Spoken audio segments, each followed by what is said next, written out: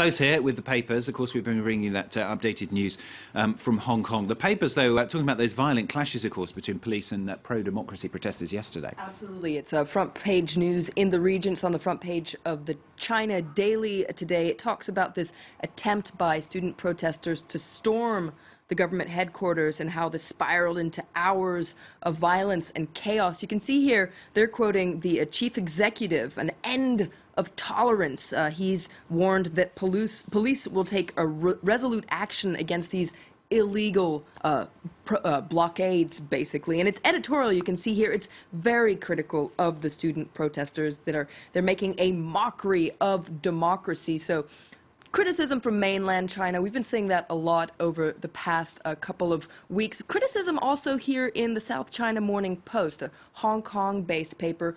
Up until now, it's been rather supportive of the Occupy protest movement, but you can see here they're saying that violence should never be an option for the Occupy protesters. It seems like there's been a turning point after these clashes yesterday, and actually really blames student leaders for causing this escalation. It seems as if they were intent on provoking trouble, says this editorial, and it says that student leaders only have one choice, and that's to tell supporters it's time to go home. South China Morning Post there. Now we're going to turn our attention stateside. A week after, of course, the grand jury in Missouri decided not to indict the white police officer who killed the unarmed black teenager Michael Brown. Protests continuing right across the country, aren't they? That's right. We saw that in the immediate aftermath of that grand jury decision. There were some violent protests in Ferguson, also in other parts of the country. This is the New York Times that's reporting on what's happening a week later. You can see here they're talking about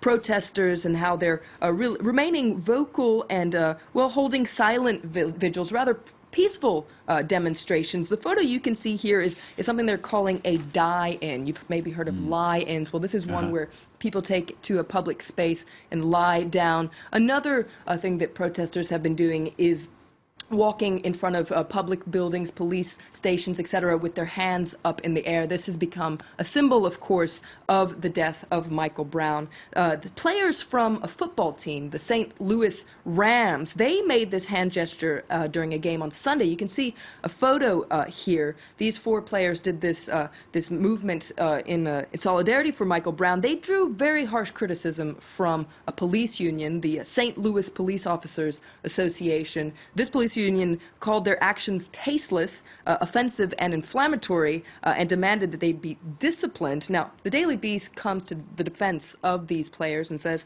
that they're addressing a real issue that goes beyond Ferguson, and it's quite critical of this police union that, of course, it has the right to do so because of the First Amendment, but it says that their reaction reflects how sadly polarized the discussion on Ferguson has become. And a lot of the papers as well, you found actually looking at how Barack Obama's reacting to this as well. That's right. Yesterday he said that he would provide funds for police officers to wear cameras and tighten standards on the transfer of military-grade equipment to local police departments. This is, of course, something that a lot of people were outraged about. We saw all that footage of police officers in Ferguson looking like they were in the middle of a war zone.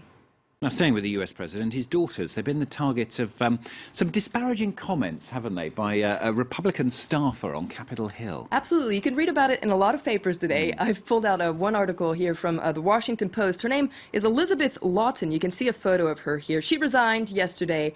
Over the weekend, she set off a real firestorm for mocking the two Obama daughters, basically for their appearance during the traditional turkey pardoning. If you saw footage of that, well, they looked like basically teenagers. They didn't look very enthusiastic about what was going on. She said, though, that they showed little class. They should have dressed better for the occasion. She, of course, drew a lot of criticism. It seems like there's some topics that are just not really allowed to be talked about. For instance, the president's daughters. They look like smart teenagers, don't they? They do, but they are giving a little attitude there in the background. The Daily Beast, though, reports on the fact that this woman, Elizabeth Lawton, it turns out she was actually arrested as a teenager for shoplifting. They call for compassion, though. Let's not forget we were all teenagers once. That's very, very true. Some of us stay them a little bit longer than others as well, don't they?